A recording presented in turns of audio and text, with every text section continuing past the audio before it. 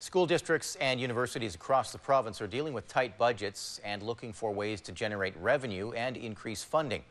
Some of that funding could come from overseas in the form of international students. School districts in the Comox Valley and Campbell River have joined forces with North Island College to aggressively recruit those students and the dollars that come with them.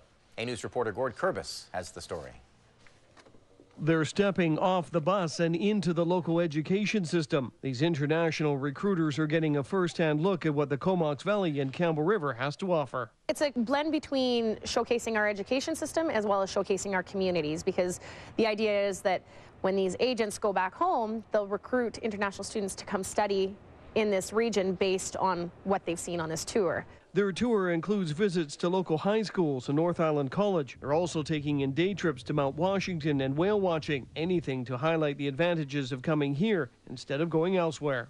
A lot of the time, students will choose to go to a larger center, so we really have to highlight that this is a great opportunity for students to really practice English, because there isn't as much multiculturalism here. This is the first time the college and the two school districts have coordinated such a tour. Their invitation was accepted by 8 recruiters from China, Brazil, Mauritius, and India. It's necessary for the students of every country to get exposure to the other countries. That's the reason they want to learn more cultures, more customs and education systems. I think it's globalization now. Families that send international students to the Comox Valley or Campbell River areas do so at a cost of around $21,000. Start adding up all those numbers and it's easy to see why school districts and colleges are starting to focus so much attention on them. It's also why competition between the various school districts is also on the rise. This year, the net direct revenue into the valley was $2.8 million.